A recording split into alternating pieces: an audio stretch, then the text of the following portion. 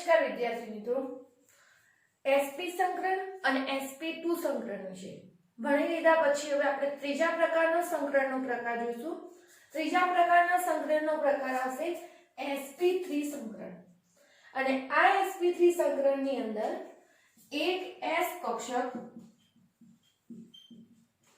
અને 3 p કક્ષકો સંમિશ્રણમાં ભાગ લેતી હોય છે. એટલે નામ ઉપરથી ફરીથી આની અંદર sp3 સંકરણ એક s કક્ષક અને બીજી 3 p કક્ષકો હશે એ સંકરણમાં ભાગ લેશે. એટલે કે સંમિશ્રણ જે થવાનું હશે એ સંમિશ્રણ થતી વખતે એક s કક્ષક અને 3 p કક્ષકો આની અંદર એકબીજા જોડે સંમિશ્ર થઈ સમાન શક્તિ અને સમાન આકાર ધરાવતી જે ખૂણો હશે ઊર્જાનું મૂલ્ય સરખું હોય એવી સમતુલ્ય ઊર્જાવાળી નવી 4 sp3 સંકૃત કક્ષકો હશે તેનું નિર્માણ કરશે. હવે આની અંદર વાત કરીએ તો આની અંદર જે s કક્ષકની લાક્ષણિકતા હશે, આ s કક્ષકની લાક્ષણિકતા 25% જેટલું એનું પ્રભુત્વ હશે અને જે p કક્ષક કહીએ આ p કક્ષક હશે એ હશે 75%. sp3 સંકરણની અંદર વાત કરીએ તો ઉદાહરણ આવશે એની અંદર મિથેનમાં sp3 સંકરણ હશે, NH3 માં sp3 સંકરણ હશે, H2O. આ ત્રણે ત્રણ ઉદાહરણ એવા છે કે તેની અંદર sp3 સંકરણ થતું હશે. આમ છતાં કહીએ તો CH4NH3H2O આ ત્રણની અંદર sp3 સંકરણ થતું હોવા છતાં મિથેનનો, એમોનિયાનો અને પાણીનો આકાર જુદો પડશે, ખૂણો જુદો પડતો હશે. આ પાછળનું કારણ કહીએ તો નાઇટ્રોજનની અંદર આવેલા બંધકારક ઇલેક્ટ્રોન યુગ્મ, ઓક્સિજનમાં આવેલા અબંધકારક ઇલેક્ટ્રોન યુગ્મ. તો આ અબંધકારક ઇલેક્ટ્રોન યુગ્મની હાજરી જે હતી એના કારણે કહીએ તો આકારમાં ફરક જોવા મળતો હતો. બાકી આ ત્રણેય અણુ જે કહીએ CH4 હોય, NH3 હશે, H2O હોય, આ ત્રણે ત્રણની અંદર sp3 સંકરણ થતું હતું. આપણે વારાફરતી ઉદાહરણથી સમજવાનો પ્રયત્ન કરીએ. પહેલી તો વાત કે જો sp3 સંકરણ હશે તો કક્ષકોનો જે આકાર કહીએ તે સમચતુષ્ફલકીય હશે. જે ખૂણો કહીએ 109.5 ડિગ્રીનો ખૂણો હશે sp3 સંકરણ. આમ છતાં એમોનિયા અને પાણીમાં sp3 સંકરણ હોવા છતાં આકાર અને ખૂણાની બાબતમાં અલગ પડતું હતું. અલગ પડવા પાછળનું કારણ એના ઉપર આવેલા જે અબંધકારક ઇલેક્ટ્રોન યુગ્મ હતા, આ અબંધકારક ઇલેક્ટ્રોન યુગ્મના કારણે જે અપાકર્ષણ થતું હતું એના કારણે આ વસ્તુ આકારમાં જુદું પડશે. તો પહેલું આપણે જોઈશું મિથેનમાં sp3 સંકરણ, CH4 માં sp3 સંકરણ. હવે મિથેનની અંદર આગળ જોયું પ્રમાણે જે કાર્બન હશે આ કાર્બન પરમાણુ બનશે મધ્યસ્થ પરમાણુ. તો મધ્યસ્થ પરમાણુ આપણે પહેલા લખીશું કાર્બનની ઇલેક્ટ્રોન રચના. હવે આપણે જાણીએ છીએ પ્રમાણે કાર્બનનો પરમાણુ ક્રમાંક આપો તો 6. પરમાણુ ક્રમાંક 6, ઇલેક્ટ્રોન રચના જો કાર્બનની લખી હોય તો કાર્બનની ઇલેક્ટ્રોન રચના લખાશે 1s2 2s2 2p2. અને આ પ્રકારે કાર્બનની ઇલેક્ટ્રોન રચના હશે 1s2 2s2 2p2. અને એ પ્રમાણે આપણે કક્ષકમાં જો ગોઠવણી બતાવીએ તો પહેલી દોરશું આપણે 1s કક્ષક, બીજા નંબરે આવશે 2s અને ત્રીજા નંબરે આવતી હશે 2p કક્ષક. અને ઇલેક્ટ્રોનની જો ગોઠવણી બતાવીએ તો 1s માં 2 ઇલેક્ટ્રોન, આ પ્રમાણે 2s માં 2 ઇલેક્ટ્રોન અને 2p કક્ષકમાં રીતે એક એક ઇલેક્ટ્રોન ગોઠવાયેલા હશે. 2p2 લખાશે પરંતુ આપણે જે નિયમ ભણી ગયા એ પ્રમાણે એક ઇલેક્ટ્રોન અહીંયા ભરાઈ જાય પછી યુગ્મીકરણ કરવાનું સ્ટાર્ટિંગ થતું હોય છે. એટલે આ રીતે સ્ટાર્ટિંગમાં આપણે અહીંયા અયુગ્મિત ઇલેક્ટ્રોનની ગોઠવણી બતાવી. હવે વાત આવશે કાર્બનની ઉત્તેજિત અવસ્થાની ઇલેક્ટ્રોન રચના.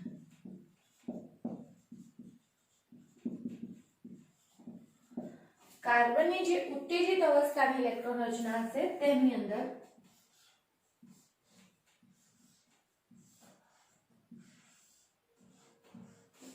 હવે તેની વાત કરીએ તો ઉત્તેજિત અવસ્થામાં અહીંયા 1s ની જે ઇલેક્ટ્રોન રચના હતી તેમાં તો કોઈ ફેરફાર થશે નહીં.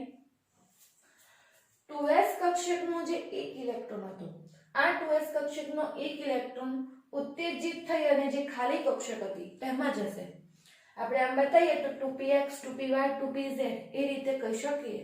તો જે ખાલી પડેલી જે 2pz કક્ષક હતી એની અંદર અહીંયાથી એક ઇલેક્ટ્રોન હશે, ઉત્તેજિત થઈ અને એક p કક્ષકમાં જશે.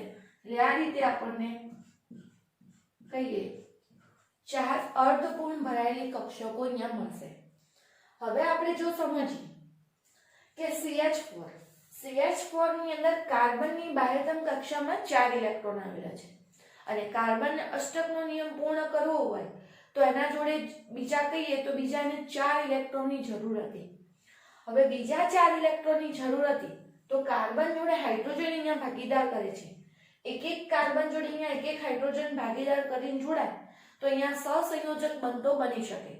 પરંતુ પ્રશ્ન થતો તો અહીંયા ઊર્જાની બાબતમાં, ખૂણાની બાબતમાં કે જે 4 CH બંધ બનશે તો 4 CH બંધની બંધ લંબાઈ, ઊર્જા હોય, આકાર હોય એ સરખા હોઈ શકે નહીં. કેમ સરખા ના હોઈ શકે? તો એક s કક્ષક જોડે હાઇડ્રોજન ભાગીદારી કરશે, હાઇડ્રોજનની જે 1s કક્ષક હશે અહીંયા 2s કક્ષક જોડે ભાગીદારી કરશે અને બીજી હાઇડ્રોજનની જે 1s કક્ષક હશે તે અહીંયા 2p કક્ષક જોડે ભાગીદારી કરશે. તો 2s અને 2p ની ઊર્જા જુદી હતી તો અહીંયા જે CH4 ના 4 બંધ બનતા હતા આ ચારે 4 બંધ સમાન હોઈ શકે નહીં.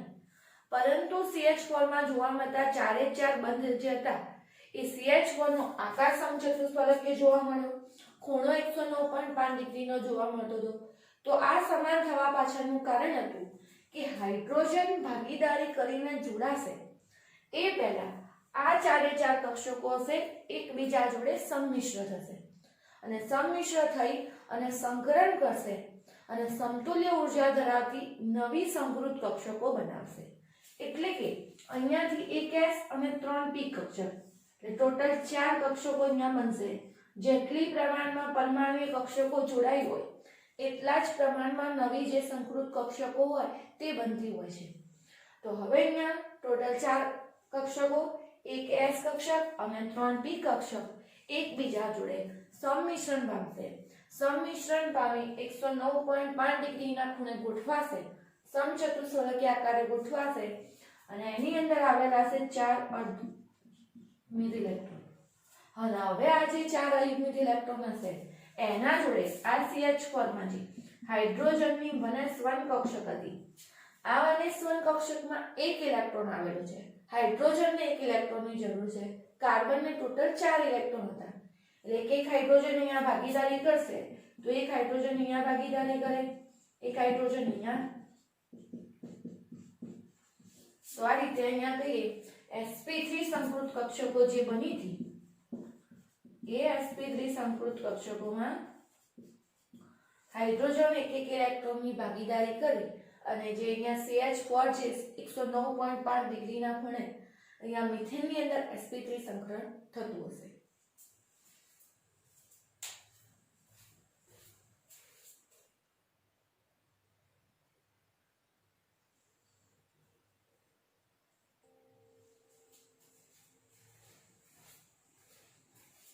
અન્ય ઉદાહરણમાં જોઈએ NH3 માં sp3 સંકરણ વિશે.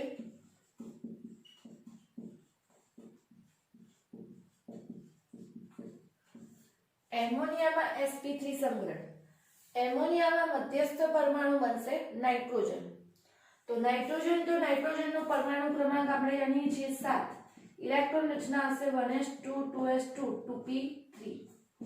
આ થશે નાઇટ્રોજનની ઇલેક્ટ્રોન રચના. હવે આની અંદર વાત કરીએ તો અહીંયા નાઇટ્રોજનની ઇલેક્ટ્રોન રચના દર્શાવી હશે તો ફરીથી આગળના મિથેનના ઉદાહરણની જેમ 1s કક્ષક 2s અને આ રીતે અહીંયા હશે 2p કક્ષક.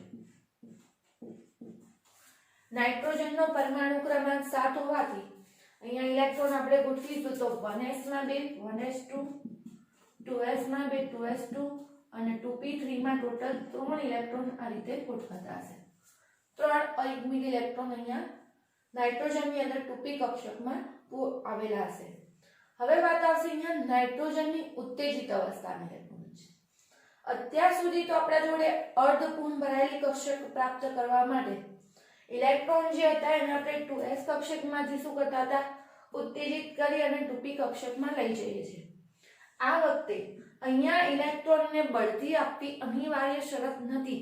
એ પ્રમાણે અહીંયા આપણે ઇલેક્ટ્રોનની અંદર ઉત્તેજિત થઈ અને કોઈ કક્ષકમાં મોકલવાનું રહેતું નથી. કારણ કે 2s માં આવેલું જે આ ઇલેક્ટ્રોન યુગ્મ કહીએ, નાઇટ્રોજન ઉપર રહેતું જે અબંધકારક ઇલેક્ટ્રોન યુગ્મ હતું, આ અબંધકારક ઇલેક્ટ્રોન યુગ્મની હાજરી સૂચવે છે. જે બંધ બનાવવામાં ભાગ નહોતું લેતું તે અબંધકારક ઇલેક્ટ્રોન યુગ્મ આપણે કહી શકીએ. તો અહીંયા હવે નાઇટ્રોજનની અંદર એમોનિયાની જે રચના થશે એની અંદર 1s કક્ષક તો સંકરણમાં ભાગ લેવાની નથી. અહીંયા ઇલેક્ટ્રોન બઢતી પામશે નહીં, પરંતુ સંકરણની ઘટના અહીંયા થતી હશે. એક 2s કક્ષક અને 3 2p કક્ષકો એકબીજા જોડે સંમિશ્ર થશે. નવી sp3 સમૃદ્ધ કક્ષકો ટોટલ 4 બનાવશે. એક 2s અને 3 2p કક્ષકો, 4 કક્ષકો સંમિશ્ર થતી હોવાથી નવી જે સમૃદ્ધ કક્ષકો બનશે એ પણ નવી 4 sp3 સમૃદ્ધ કક્ષકો અહીંયા બનતી હશે. તો અહીંયાથી એક 2s અને 3 2p, એટલે કે એક 2s અને આ 3 2p કક્ષક, આટલી કક્ષક ભેગી થઈ અને બનાવશે sp3 સમૃદ્ધ કક્ષક. 2s માં વખતે અહીંયા 2 ઇલેક્ટ્રોન હતા. હવે જોઈએ છે જો પહેલા જ્યારે 2s અને 2p હતી તો એની ઊર્જા, આકાર એ બધી બાબતમાં ભિન્ન હતી.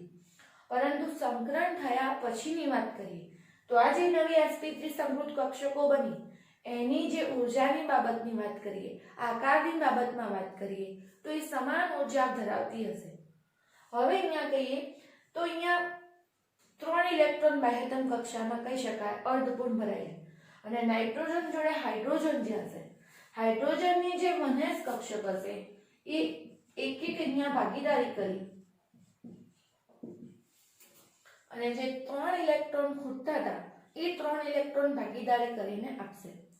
અહીંયા જે આ કક્ષકમાં કહીએ ઇલેક્ટ્રોનથી પૂર્ણ ભરાયેલી છે, યુગ્મિત છે, તે આપણે નાઇટ્રોજન ઉપર જે અબંધકારક ઇલેક્ટ્રોન યુગ્મ દર્શાવી, આ જે નાઇટ્રોજન ઉપર હતું અબંધકારક ઇલેક્ટ્રોન યુગ્મ તે હશે, તે અહીંયા બંધ બનાવવામાં ભાગ લેશે નહીં, પરંતુ sp3 સમૃદ્ધ કક્ષકમાં એ હાજર હશે. એટલે આ રીતે અહીંયા એક અબંધકારક ઇલેક્ટ્રોન હાઇડ્રોજન એક ઇલેક્ટ્રોન જોડે ભાગીદારી કરશે. અહીંયા એ રીતે અહીંયા ભાગીદારી કરશે. હવે ખરેખર અહીંયા sp3 સંકરણ થયું હોય તો એનો જે આકાર ખૂણો કહીએ 109.5 ડિગ્રીના ખૂણે હોવું જોઈએ. પરંતુ આમ છતાં નાઇટ્રોજનની અંદર ઉપર આ અબંધકારક ઇલેક્ટ્રોન 3 હાઇડ્રોજન આ રીતે ગોઠવાશે. પિરામિડલ આકાર જોવા મળતો હતો અને પિરામિડલ આકાર અને ખૂણો કહીએ તો 107 ડિગ્રીનો જોવા મળશે.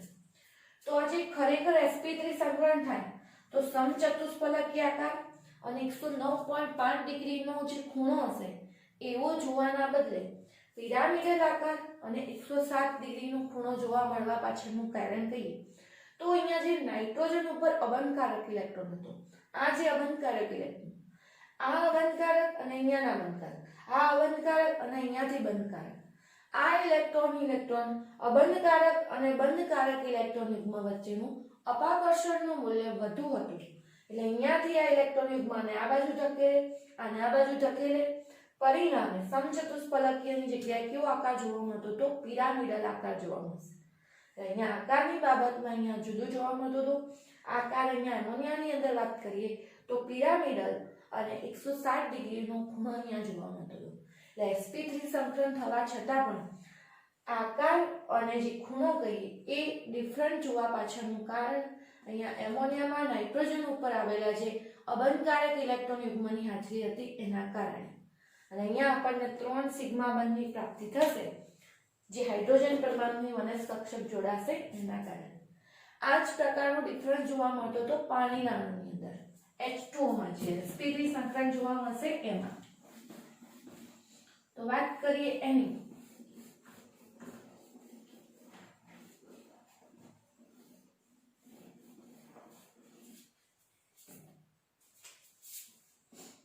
H2O માં sp3 સંકરણ.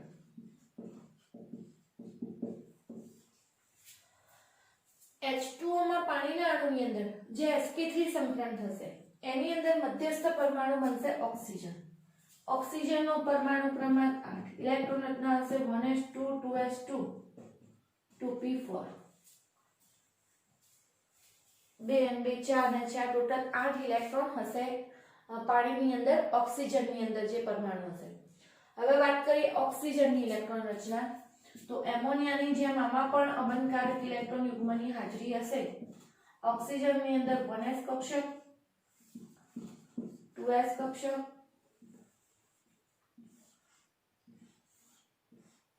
અને આ રીતે અપજશે 2p કક્ષક. 8 ઇલેક્ટ્રોનની ગોઠવણી બતાવીએ તો 1s2 2s2 2p4 માં 3 ઇલેક્ટ્રોન આ રીતે ભરાય અને પછી અહીંયા યુગ્મીકરણ થશે અને ઓક્સિજનની ઇલેક્ટ્રોન રચના મળશે.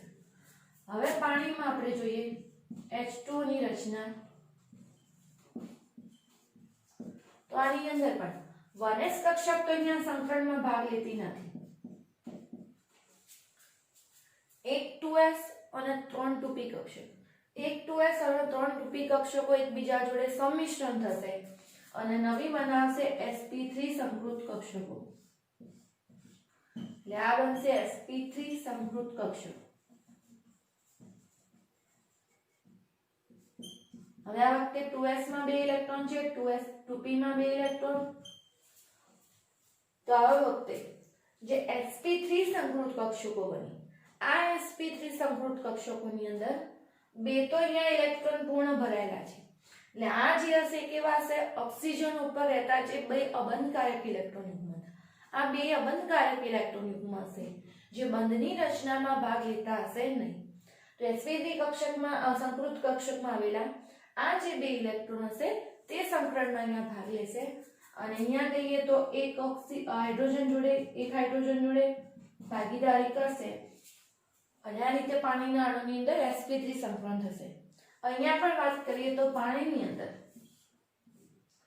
બે અબંધકારક ઇલેક્ટ્રોન યુગ્મ અને હાઇડ્રોજન જોડે અહીંયા સિગ્મા બંધ જે બનતો હશે આ રીતે હશે. અહીંયા પણ ખૂણો હશે 104.5 ડિગ્રીનો જોવા મળતો.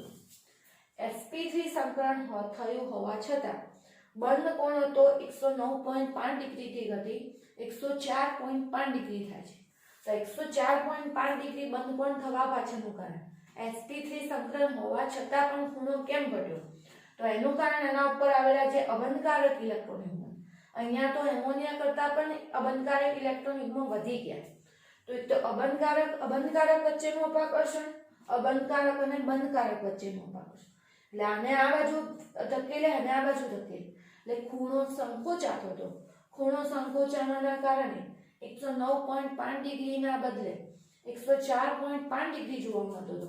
આકાર કહીએ એનો વી આકારમાં ગોઠવાશે. કોણીય આકાર પણ જેને કહી શકાય. આ પ્રકારે સમચતુષ્ફલકીયના જગ્યાએ વી આકાર જોવા મળતો હતો. તો આજે આપણે વાત કરી sp3 સંકરણ વિશે. અહીંયા ખાસ બે કારણ તમને એક્ઝામમાં વધારે પૂછી શકાય કે NH3 માં sp3 સંકરણ હોવા છતાં 107 ડિગ્રીનો ખૂણો શા માટે જોવા મળે છે? કારણ આપી સમજાવો. એ જ રીતે પાણીમાં કેમ ખૂણો ઘટતો જોવા મળતો?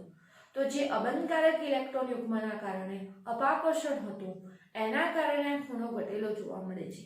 એ આપણે કારણ સહિત અહીંયા સમજાવવું પડે.